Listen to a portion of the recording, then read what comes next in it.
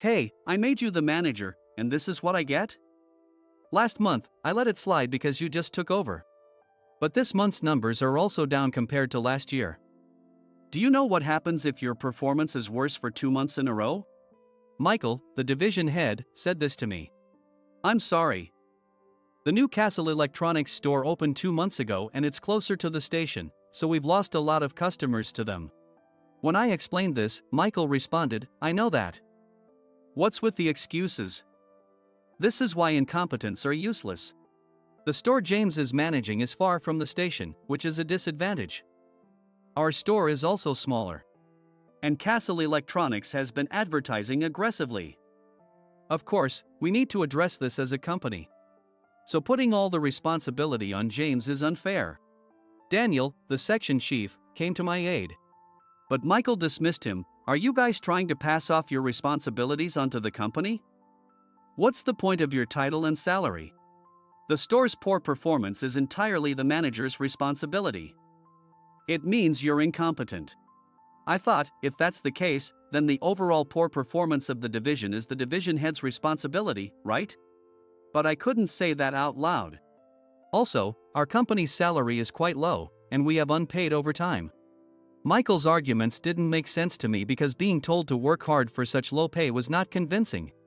Would it be easier if I just accepted it and think that I just need to work harder? Is it wrong for a salaried employee to question their boss?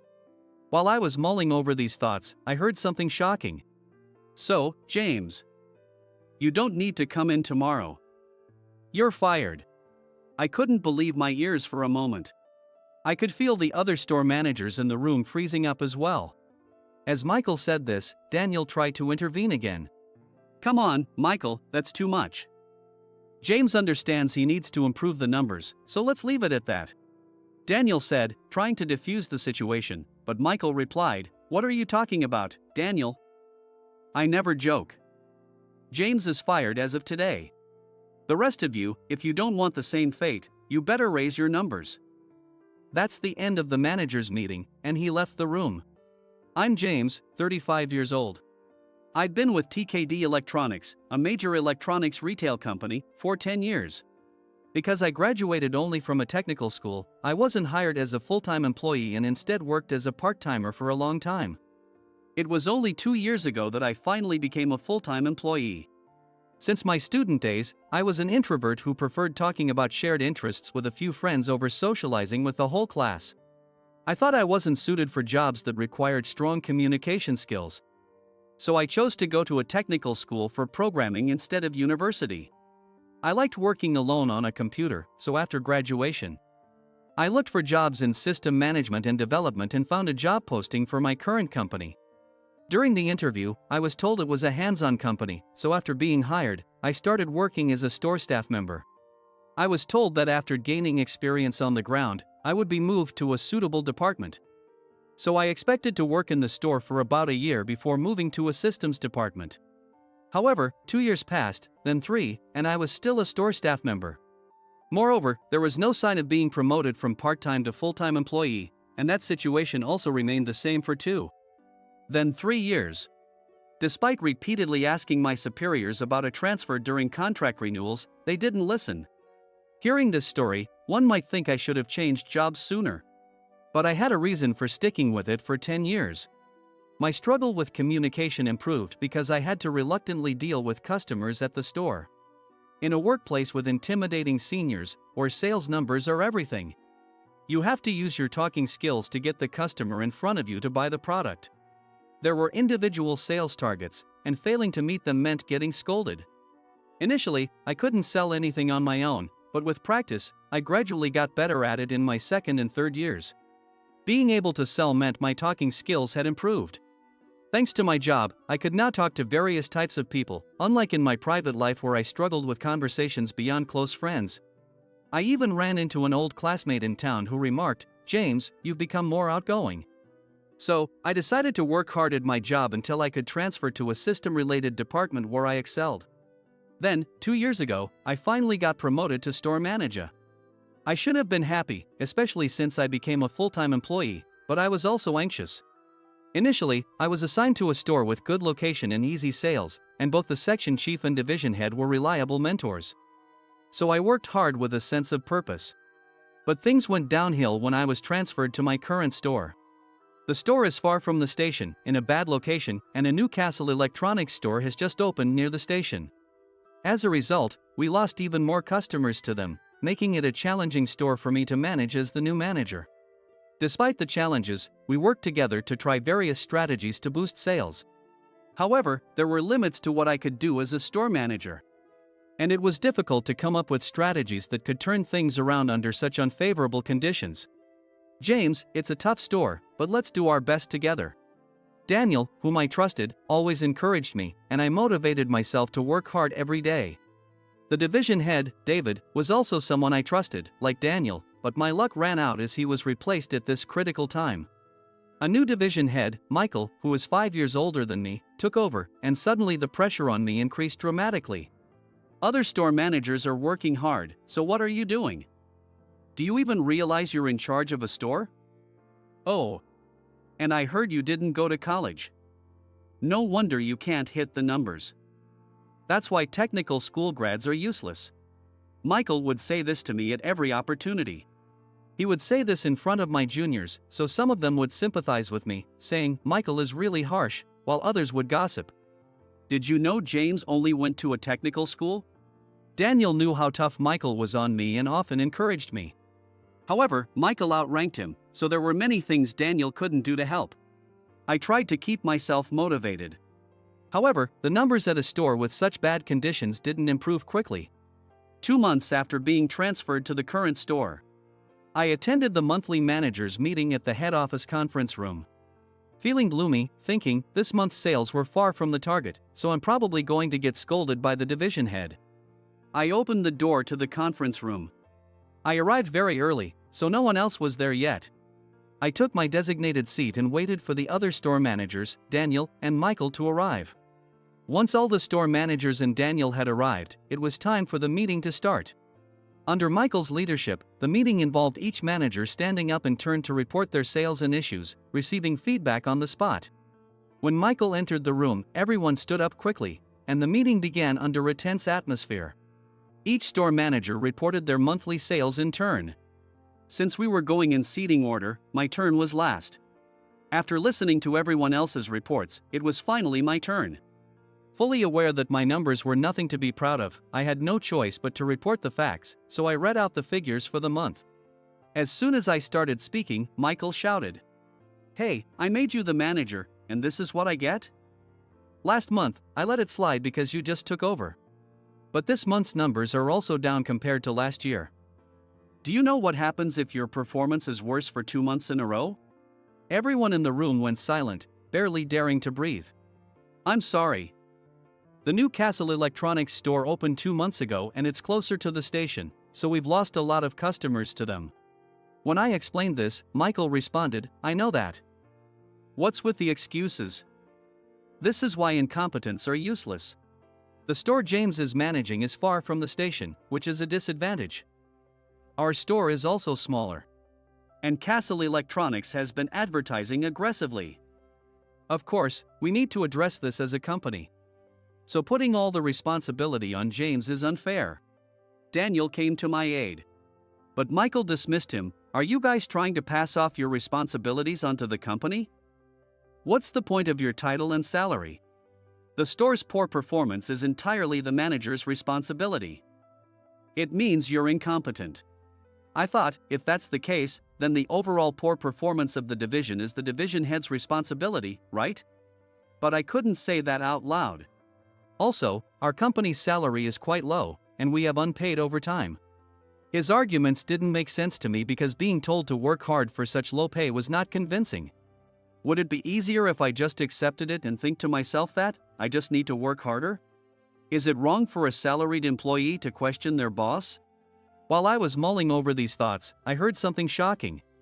"So, James, you don't need to come in tomorrow. You're fired." I couldn't believe my ears for a moment. I could feel the other store managers in the room freezing up as well. As Michael said this, Daniel tried to intervene again. Come on, Michael, that's too much. James understands he needs to improve the numbers, so let's leave it at that. As he said, trying to defuse the situation, Michael replied, "What are you talking about? I never joke. James is fired as of today. The rest of you, if you don't want the same fate, you better raise your numbers." That's the end of the manager's meeting, and he left the room. Some people looked at me with pity, while others pretended not to notice, but the atmosphere was awful. "James, don't worry. I'll talk to Michael later. Everyone knows it's not your fault," Daniel said, patting me on the shoulder. I appreciated the encouragement, but I thought Michael might actually fire me, and there were limits to what Daniel could do. That day, I had to go back to my store and work, but it was hard to keep a positive attitude and smile while serving customers. The next day, it was my day off. The store is open year-round, so we work on a shift basis. On my days off, the assistant manager and other staff handle the store, but as the manager, I always have a mountain of tasks to do. So I often drop by the store even on my days off. However, after the emotional blow from the previous day's managers' meeting, I decided to take a proper break and relax at home. A notification sound from my phone indicated a new message. It was from John, the assistant manager. Checking the message, I saw this. "A new manager has arrived at the store today, but I wasn't informed beforehand, and I'm confused. I heard you've resigned, but is that true?" Lying down and looking at my phone, I was so shocked that I jumped up and shouted, "What, in my empty house?" I hurried to call John but then thought he might not be able to talk during work, so I replied via message. "I haven't heard anything about that. Can you call me after work?" I sent the message to John and immediately called the company. I didn't know who would answer, but it was likely to be Daniel or Michael. "Hello, TKD Electronics." Recognizing Michael's voice, I quickly spoke over him. "Michael, were you serious about what you said yesterday? That I'm fired?" He laughed. "Oh, it's you, James? Did you think I was joking? How naive. You really thought you could stay with those numbers? Someone as useless as you isn't employable anywhere. Go find another part-time job if you can. This can't be happening." I was at a loss. But refusing to be defeated, I quickly thought and said, "Michael, please give me another chance. I'll increase sales." "Another chance? How long do you need? Your chance is over. I was lenient your first month, wasn't I? But you blew it this month too. Goodbye. You need to sign your resignation papers by tomorrow. It's an order from the division head." He refused to listen and hung up. Realizing it was pointless to argue, I had no choice but to hang up. The next day, still unable to fully believe it, I went to the company. Michael indeed had the resignation papers ready, and I was made to sign them. Daniel, looking apologetic, said quietly, "I'm sorry I couldn't protect you, James. This is my failure too. It's not your fault, Daniel. I couldn't deliver either." I replied before packing up my desk and leaving the company. Outside, I looked up at the sky. I had worked so hard for 10 years, never expecting to leave so abruptly. I recalled the previous night. After the store closed at 9 p.m., John called me. "I'm sorry for calling late. We just finished closing the store," John said, out of breath. "Thanks for calling even though you're busy." When I thanked him, John began to explain just how tough the day had been. When I came in for my late shift, there was a stranger at the register. When I asked Emily who was on the early shift, she said he was the new manager. I was surprised, but I thought it was a sudden personnel change and you hadn't had time to inform me. Then Michael came and said, "James has resigned, so follow the new manager's orders." John continued, clearly upset. Then the new manager started changing the store layout, making it difficult for customers and us to find products. After causing a mess, he told us to put everything back the way it was. Now we have to clean up on our own, and we don't know when we'll finish. I was shocked by John's account. That's unbelievable. He just left after making a mess? I asked. Yes, he left after causing chaos, John replied. Then he said we couldn't log overtime and should mark it as leaving on time. When I was stunned, he said, with such poor sales, We can't afford extra labor costs. You understand that as the assistant manager, right? I don't think I can work with this new manager. John lamented. I felt a sense of crisis, realizing things were really going wrong. However, having been fired, I felt helpless, unable to do anything about it. I told John that being fired at the manager's meeting was not my decision, and that he could always talk to me if he had any problems. Life is tough. I muttered to myself, looking up at the sky as an unemployed man. But I couldn't keep dwelling on it forever. I had worked hard for 10 years at TKD Electronics, but the world was bigger than this.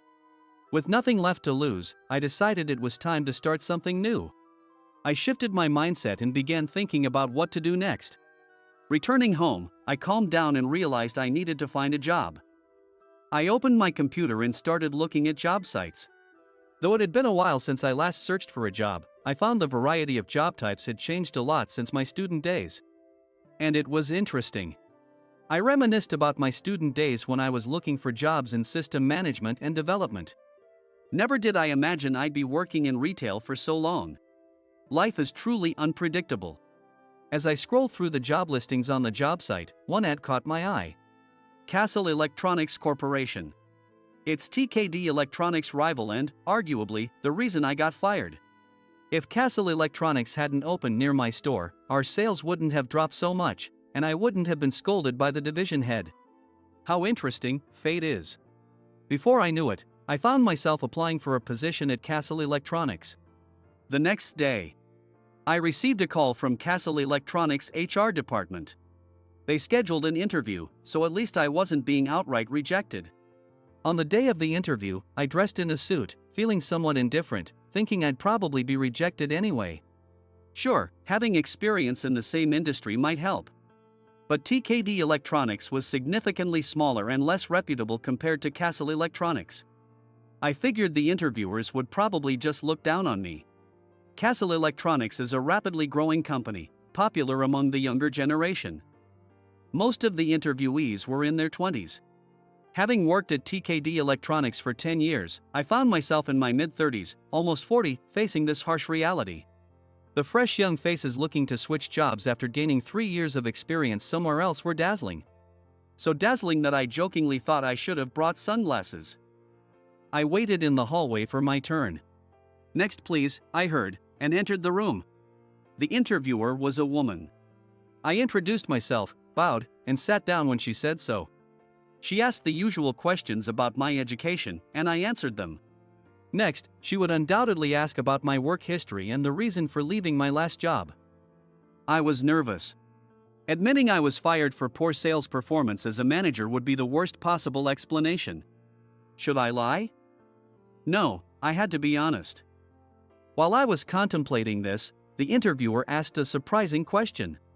James, what do you value most in life? Caught off guard, I hesitated but replied. Well, I want to do what I'm good at, earn a living from it, and enjoy my life. I realized halfway through and was taken aback. Damn, that wasn't the right answer for an interview. I should have highlighted what I could bring to the company. For example, I could have said that while I didn't hit the sales numbers, I was a trusted team leader. No, that wouldn't have been much of an appeal either. Then the interviewer asked, "What are you good at, James?" This seemed more like a typical interview question. How should I answer? Given my extensive experience in customer service at TKD Electronics and considering this was an interview with Castle Electronics, I decided to highlight my skills in the electronics retail industry. I have achieved top individual sales in my area. I have extensive experience in customer service. Since it wasn't a lie, I answered honestly. The interviewer then asked, "What are you good at or passionate about? Outside of the skills you've developed at work?" After thinking for a while, I replied, "Well, I like programming. I went to a technical school to develop my skills. So I enjoy working on computers and I'm good at programming." She then said, "I see. Thank you for your time today," abruptly ending the interview. I said, "Thank you," and left the room, letting out a sigh. I was sure I had failed. I knew from the start that there was no way I would get the job. But I still went to the interview because I had a tiny bit of hope. I felt completely crushed. My interview felt shorter than the others, almost like I was being dismissed outright. Exhausted, I decided to start job hunting with renewed vigor the next day. I registered with a recruitment agency and set up a meeting. Failures make me stronger. To reflect on my failure at the Castle Electronics interview the previous day, I watched videos and read books about interview techniques. As night fell and I took a break, my phone rang. Seeing an unknown number, I cautiously answered, and a woman's voice said, "This is Jessica from Castle Electronics." I was so surprised that I jumped up from my chair. "Thank you for coming in for an interview yesterday. Regarding the result. So, this company even calls those who didn't make it.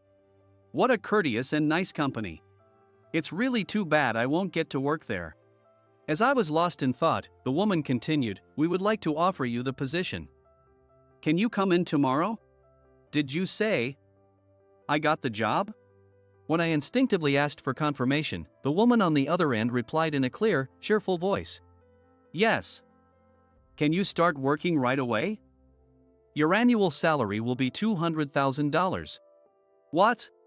Life is interesting because you never know what will happen. And so, a year passed since that event. I was having dinner after work. I was dining with John, the previous assistant manager from TKD Electronics, and Daniel, who used to be a section chief. "It's been a long time." "I'm glad to see you both doing well," John said after a long time apart. "John, you took over your family's farm, right? You look a bit tanned but healthy." Daniel, who had left the company before John, replied.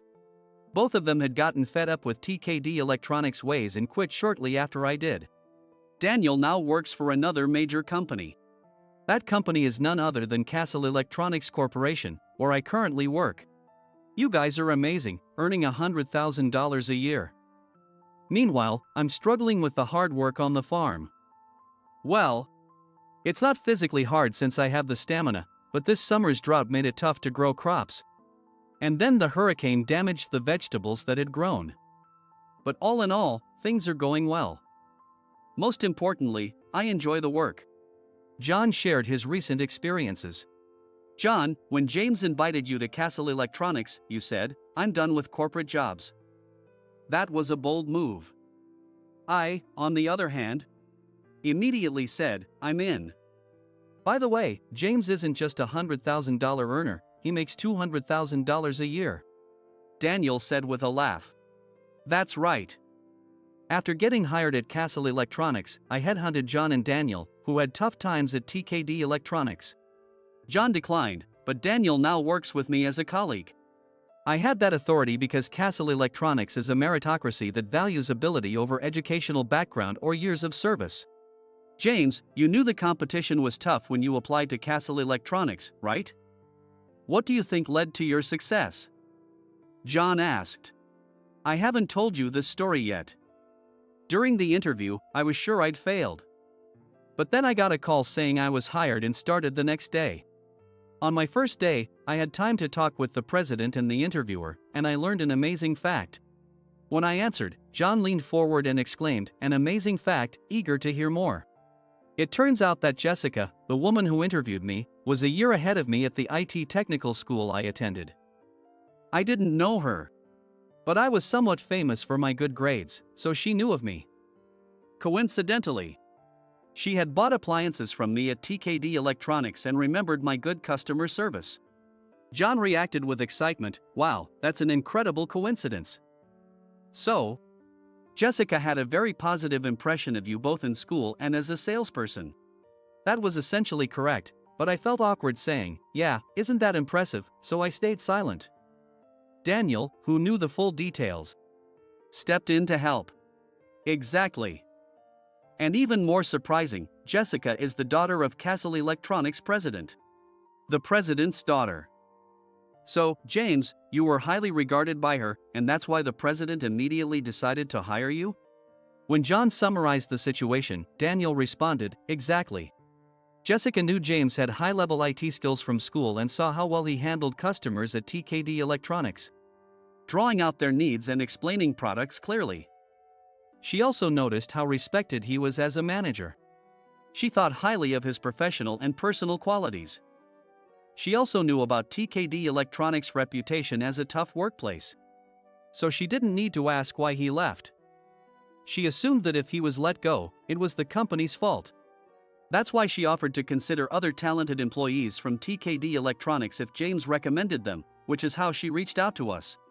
Daniel explained to John. Daniel, you've also been studying on your own and have high IT skills. But I didn't know Jessica thought so highly of me. When did you two discuss this? Daniel smiled and replied, Jessica likes you a lot, so she often asks me about your time at TKD Electronics. We talk about you a lot. Please don't tell her any weird stories, okay? I said with an embarrassed smile. Of course not. I only tell her good things. Besides, Jessica is so fond of you that if I said anything bad, she'd be mad at me, Daniel said. John chimed in with a grin, so, does that mean the daughter of the president likes you, James? Embarrassed, I stood up and exclaimed, no way. Someone like me, an introverted nobody, being liked by a beautiful and capable woman like Jessica? That's impossible. Daniel laughed and said, James, I didn't know you back in your student days. And maybe you were just a self-proclaimed introvert staring at a computer, but that's not who you are now.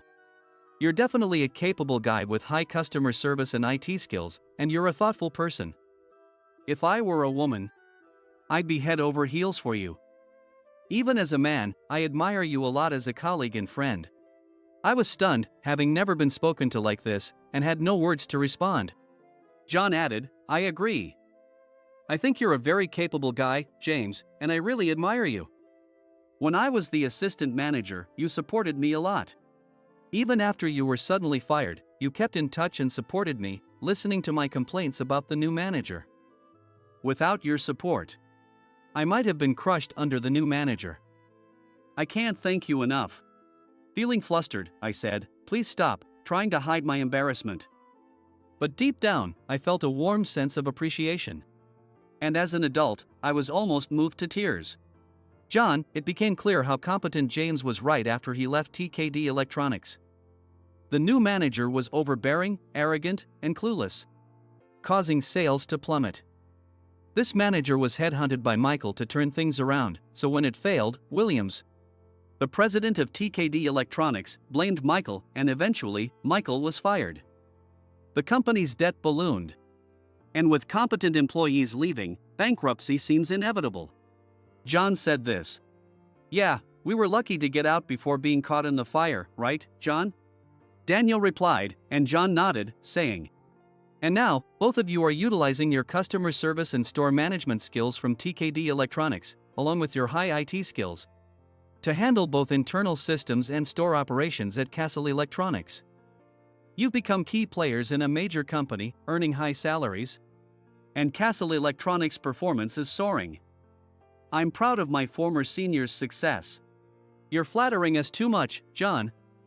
Are you trying to butter us up so we'll treat you to dinner? Daniel joked.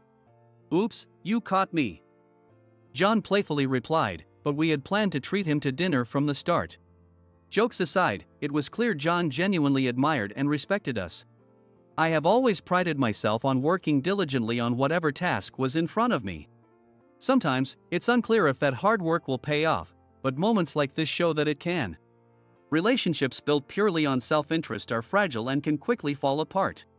However, trust that has been built over time is much more resilient. Reconnecting with these valued friends is a treasure to me. I looked at the two people in front of me and thought of Jessica. These precious connections. Thank you, I murmured.